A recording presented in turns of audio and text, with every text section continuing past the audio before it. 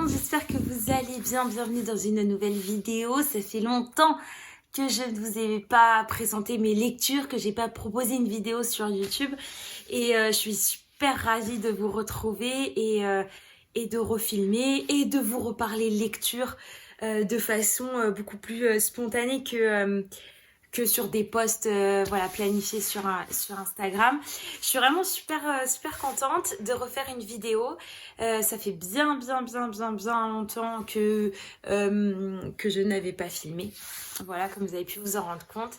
J'ai essayé plusieurs fois de revenir, mais vraiment c'était trop compliqué. J'ai passé une année pas loin du chaotique dans ma vie privée, personnelle. Alors le petit va bien, mon chéri va bien, enfin de ce point de vue-là tout va bien, mais le reste a été vraiment très compliqué à gérer pour moi. J'ai eu plein de mauvaises nouvelles à répétition et là où je trouvais un peu de réconfort dans la lecture avant, là c'était tellement, c'était trop, comment on peut dire, émotionnellement, que là, même la lecture, je n'arrivais pas à me plonger dans un roman, j'arrivais pas à me concentrer sur une histoire, vraiment, c'était une année vraiment compliquée, que je suis contente, je suis contente que ce soit derrière moi, enfin, du moins, c'est en bonne voie pour que ce soit derrière moi, et qu'on n'en entende plus parler. Il fait du bruit.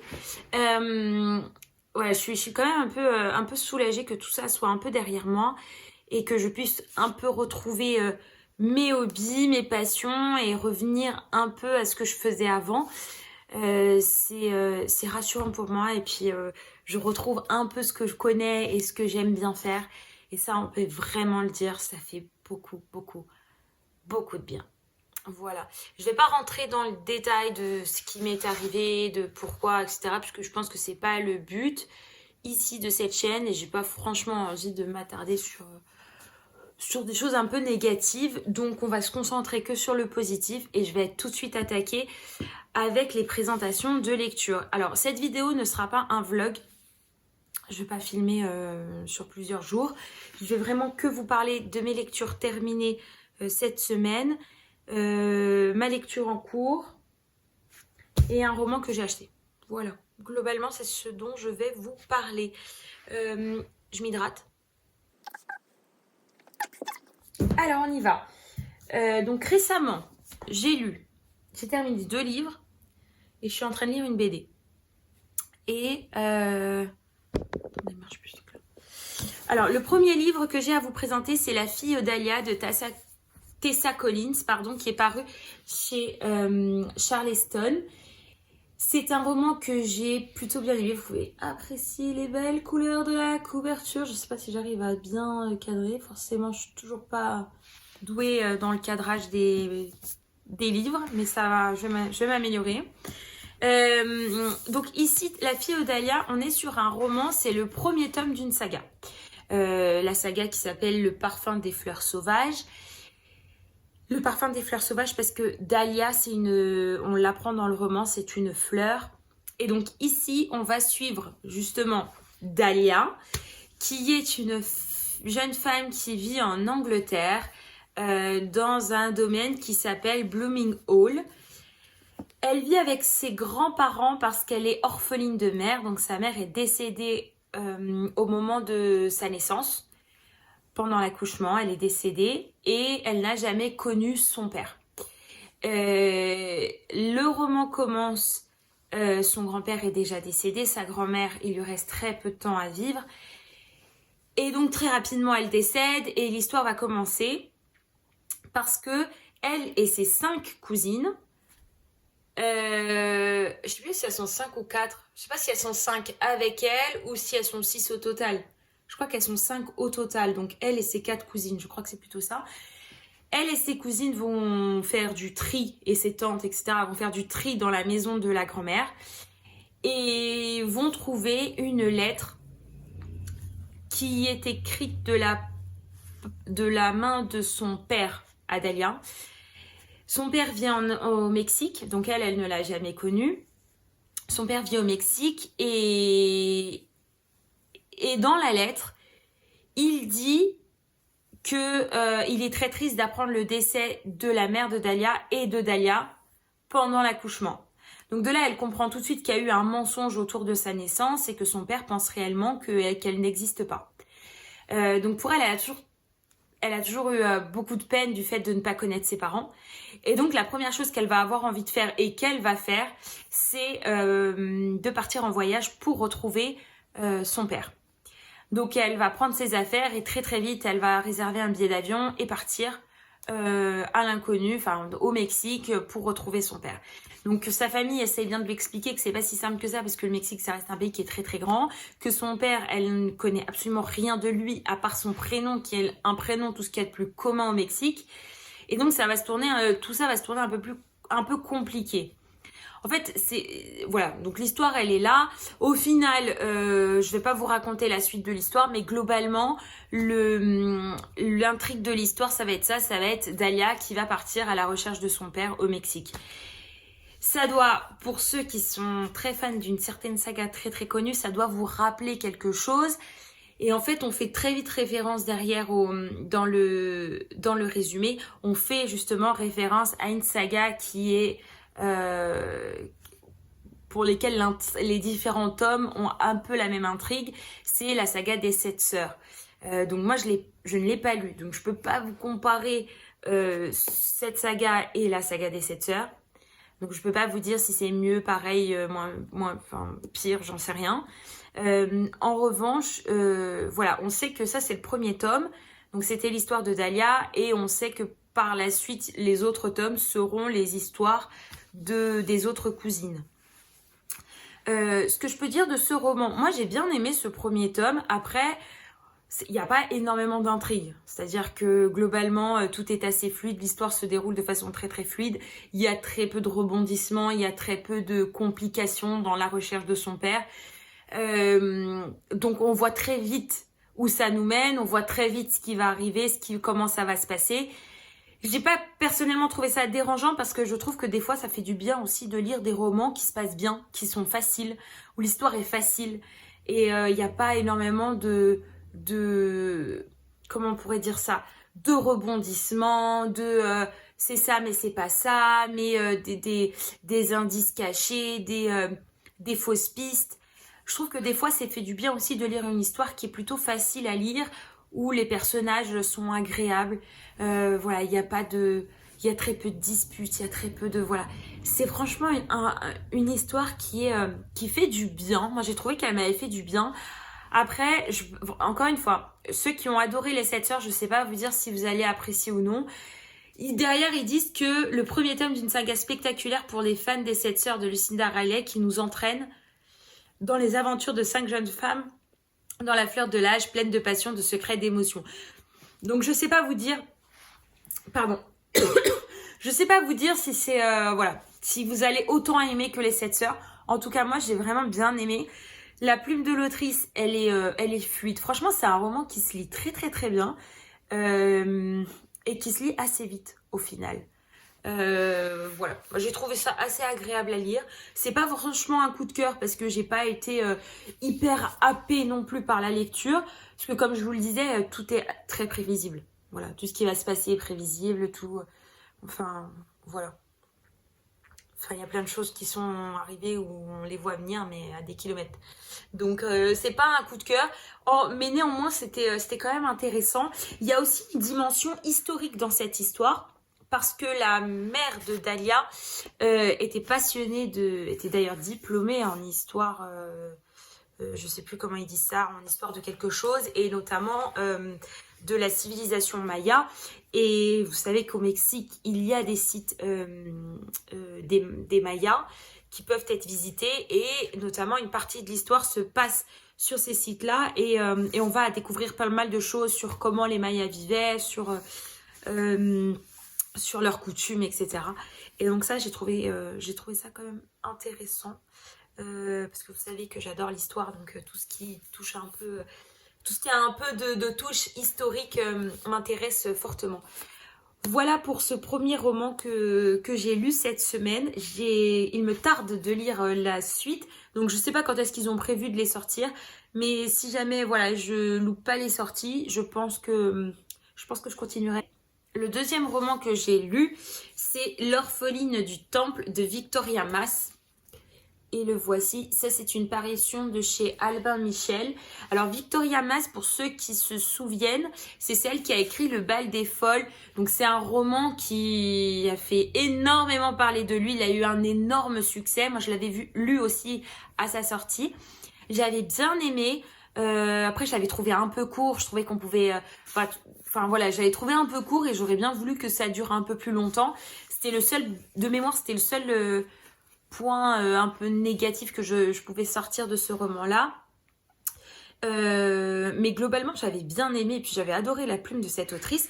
Donc j'avais très très envie de découvrir un autre de ses romans. Et donc là est sortie L'orpheline du temple. Ici, on est sur un tout autre registre. Donc on est toujours sur un roman historique. Cette fois-ci, on se situe juste après la Révolution française. Donc on est en 1794. Donc la Révolution a eu lieu.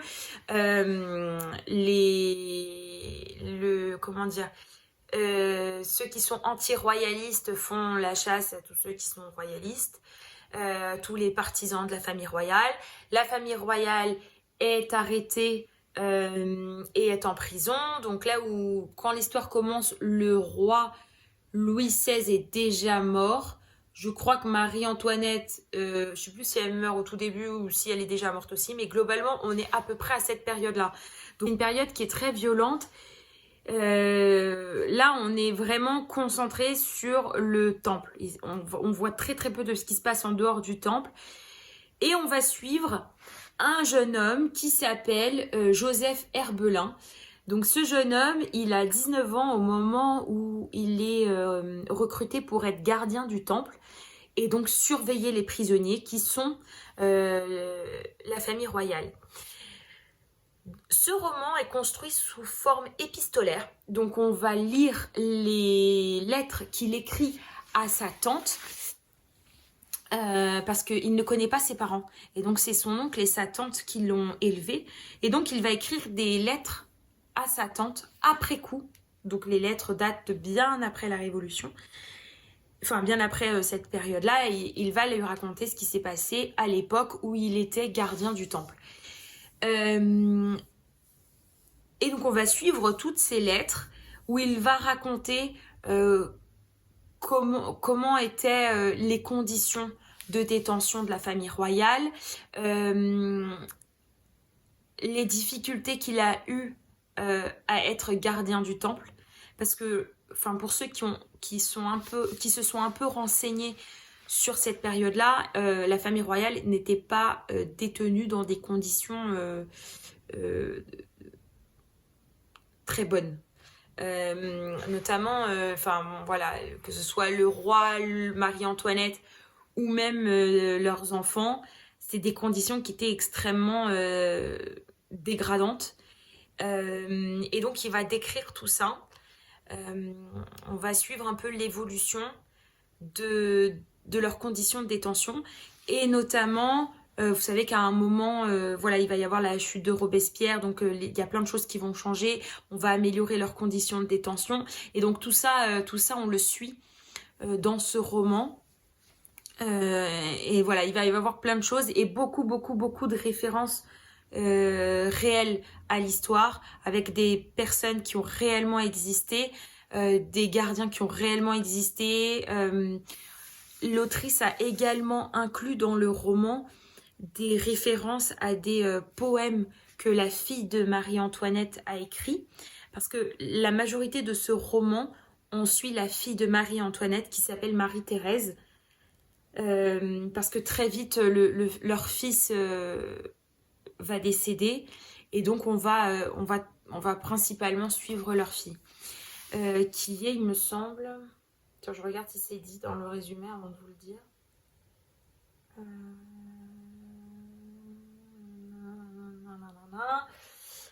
Non, ils le disent pas, donc je vais rien dire. Enfin voilà, globalement ça se lit très très vite. En plus c'est un roman qui est très très court, hein. On est sur je crois 185 pages, donc c'est extrêmement rapide à lire. Enfin, moi, je l'ai lu en, je crois, 2 soirs. Ça se lit vraiment très très vite. C'est des lettres. Donc, il y a plein de pages blanches, enfin, de pages, vous voyez, des grandes pages comme ça où il n'y a rien. Donc, c'est super rapide à lire. Puis, c'est très agréable. Enfin, pour ceux qui connaissent la plume de Victoria Mas, vous allez adorer. Enfin, voilà. Moi, j'ai trouvé que c'était un excellent roman. Pour moi, c'est un vrai coup de cœur. Hein. J'ai adoré ce roman. C'est extrêmement bien écrit. C'est rapide à lire. On ne s'ennuie pas une seule seconde. Moi, j'ai été très curieuse de savoir comment ces lettres allaient se terminer. J'ai adoré l'évolution du personnage, ces révélations un peu intimes de comment il se sentait dans ce temple-là, ce que lui, il pensait réellement de ce qu'il devait faire parce qu'on lui demandait de le faire. Enfin voilà, j'ai trouvé ça très réaliste en fait. On dirait vraiment que c'est des lettres qu'elle a pris et qu'elle a mis dans un roman et voilà, tenez, lisez ces lettres à ce monsieur. Voilà, donc je pense que j'ai un peu fait le tour de ce que je pouvais vous dire sur ce roman. C'est, à mon sens, c'est une pépite. Hein. Enfin, moi, j'ai adoré. Donc, si vous aimez cet univers et les romans épistolaires, moi, je peux vous le conseiller. D'ailleurs, c'est un des genres que j'aime beaucoup. Moi, j'aime beaucoup les romans épistolaires. Je sais que à l'école, on nous a demandé d'en lire quelques-uns et j'avais adoré. C'est vrai que depuis, j'en ai plus jamais relu. Enfin, très très rarement, je tombe sur des romans épistolaires. Pourtant, c'est quelque chose que j'aime beaucoup.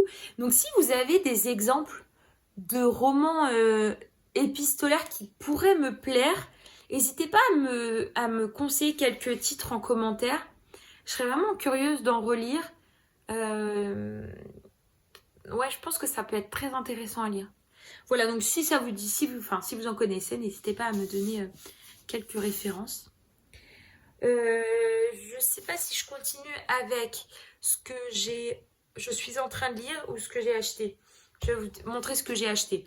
J'ai été faire un tour en librairie le week-end dernier et en fait, il n'y avait pas grand-chose qui m'intéressait dans les livres qui étaient présents, enfin qui étaient là. J'ai quand même trouvé celui-ci. Hop, je vous le montre. C'est Le Rêve du Jaguar de Miguel Bonnefoy, je pense qu'on dit. Et apparemment, il a gagné pas mal de prix, enfin du moins 2 prix en 2024. Et la couverture, je la trouvais vraiment sublime. Je vais vous la montrer. Je sais pas si vous verrez bien. Voilà, il y a plein de couleurs. Je vais quand même vous lire la 4e de couverture. Mais moi, ça me faisait très envie. Et donc voilà, je regarde, attendez, oui, ça se passe en Amérique du Sud, cette histoire aussi. Quand une mendiante muette de Maracaibo recueille un nouveau-né sur les marches d'une église, elle ne se doute pas du destin hors du commun qui l'attend. Élevé dans la misère, Antonio deviendra, grâce à son énergie bouillonnante, un illustre médecin. Anna Maria, sa compagne d'exception, qui l'inspirera dans ses combats, partagera la même vocation. Ils auront une fille, Venezuela, liée à l'Amérique du Sud par ses origines et par son prénom. Elle ne rêve que de Paris, mais on ne quitte jamais vraiment les siens. C'est dans le carnet de Cristobal, dernier maillon de la descendance, que les 1000 histoires familiales pourront enfin s'ancrer. Pardon. Dans cette saga vibrante aux personnages inoubliables, Miguel Bonnefoy, comme dans un style flamboyant, le tableau inspiré de ses ancêtres, d'une extraordinaire famille dont la destinée s'entrelace à celle du Venezuela. Donc en fait, je ne sais pas si ça se passe vraiment au Venezuela. C'est pas explicite quand même. Enfin voilà, j'ai trouvé que c'était vraiment... Ça pouvait être intéressant, une histoire de famille. Moi, ce que j'aime le plus, c'est les histoires de famille, vous savez. Donc voilà, je ne sais pas quand est-ce que je vais le lire, peut-être prochainement, peut-être plus tard. En tout cas, je suis bien contente de me l'être procuré. Voilà, en ce qui concerne ma lecture en cours, et je m'arrêterai sur celle-ci. À mon travail, on a la chance d'avoir une médiathèque grande, énorme. Et ils ont toutes les sorties, plein de romans, plein de BD, plein de choses. Et ça, c'est vraiment un luxe qu'on a.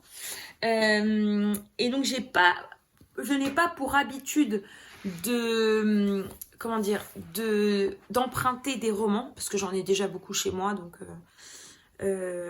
j'en emprunte pas, et de toute façon, on a un temps limité pour les lire et pour pouvoir les rendre pour qu'ils soient disponibles pour les autres. Donc généralement, je n'emprunte pas de romans, j'emprunte surtout des BD. Alors, je suis pas très BD à l'origine, j'en lis pas beaucoup, voire quasiment pas, surtout parce que j'en achète pas, en fait, tout simplement. De temps en temps, j'en reçois des éditions Le Duc, que j'aime bien, c'est surtout des romans graphiques, pas trop de BD. Non, en fait, je reçois pas de BD. C'est vrai que je reçois jamais de BD. Et j'en achète pas non plus. Je n'ai pas l'habitude d'aller dans les rayons BD et de choisir des BD. Voilà. Et donc, à mon travail, il y en a plein. Certaines très intéressantes, d'autres qui m'intéressent un peu moins. Et donc, de temps en temps, je vais y faire un tour pour prendre une BD. Et cette fois-ci, j'ai choisi Les femmes ne meurent pas par hasard de Anne Bouillon. Attendez, faut pas que je montre quand même le nom de l'entreprise. Voilà, je sais pas si j'ai bien cadré encore une fois. Voilà. Alors, c'est une BD qui est un peu violente en fait. Moi, je la lis, je pense que je vais lire un roman à côté, un truc un peu soft, parce que c'est extrêmement violent. Anne Bouillon est avocate. C'est une personne qui existe réellement. Elle est avocate et elle défend les femmes, uniquement les femmes, qui vivent des violences, donc qui sont battues, qui vivent des violences psychologiques, qui sont violées, qui sont maltraitées, qui sont voilà. Et donc elle ne traite que ces cas-là. Et donc dans cette BD, on va surtout suivre quelques cas qu'elle a dû défendre. Pas tous, parce que bien sûr, dans le monde dans lequel on vit aujourd'hui, bien malheureusement, elle a énormément de dossiers de ce qu'on nous dit dans la BD. Et donc on va suivre quelques cas.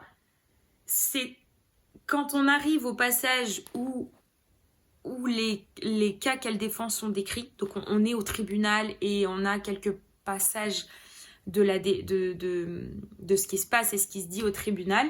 C'est très court. Ça se passe sur 3-4 pages, mais c'est extrêmement violent. Et beaucoup trop violent pour moi. Donc je pense que je vais le lire en plusieurs fois parce que c'est franchement lourd à lire. C'est dur en fait à lire. Et après, c'est des choses qui se passent réellement. Donc voilà, mais pour moi, je trouve que c'est un peu dur quand même.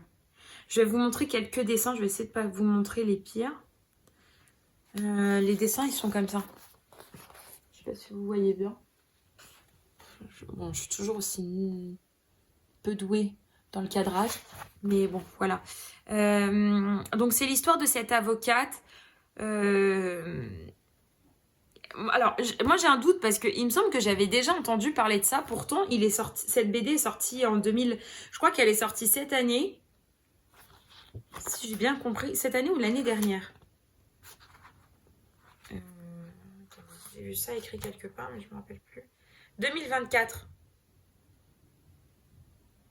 C'est sorti en 2024, mais je suis sûre de l'avoir déjà... d'en avoir entendu parler. Donc, voilà. Enfin, c'est une BD que... Globalement, elle est extrêmement intéressante. Je pense qu'elle est essentielle. Ne serait-ce que pour voir à quel point la vie de certaines femmes est loin d'être drôle. Et extrêmement dure. Et que heureusement qu'on a des avocates, des juges et des personnes qui prennent au sérieux ces affaires pour défendre et être un peu du côté des victimes aussi. Donc je suis contente de la lire, mais en même temps c'est vraiment très dur à lire pour moi. Voilà.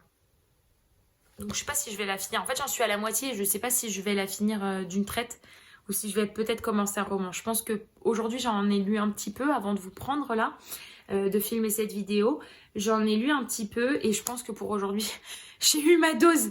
Je pense que ça va. Je prendrai la suite demain et en attendant, je vais lire autre chose. Je vais prendre un roman bien chill, bien tranquille et le reste, je le lirai demain. Mais après, c'est vachement bien fait. La BD, elle est vachement bien faite et donc voilà. Donc je peux quand même la conseiller et si c'est un sujet qui vous intéresse. Voilà. Je n'ai rien d'autre de plus à vous partager. Je pense que j'ai fait le tour pour cette semaine de mes lectures. Voilà, donc je vais m'arrêter là. J'espère que cette vidéo vous aura plu, que vous avez eu quelques idées de lecture à travers ce que je vous ai présenté. N'hésitez pas à me dire en commentaire si récemment vous avez lu des romans, lu des BD ou autres qui ont été des coups de cœur que vous avez beaucoup aimés, si vous pensez que ça peut me plaire également. C'est toujours bien d'avoir des recommandations, des nouvelles idées de lecture. Donc voilà, donc je vous laisse mettre un petit commentaire si vraiment vous avez envie de partager une de vos lectures récentes. N'hésitez pas à me dire ce que vous avez pensé de cette vidéo aussi. Et si certains de ces titres vous font envie. Et voilà pour moi. Donc je vous dis à la semaine prochaine pour une nouvelle vidéo avec de nouvelles lectures. En attendant, je vous souhaite une très bonne semaine, pleine de lecture. Je vous fais plein de bisous. Ciao!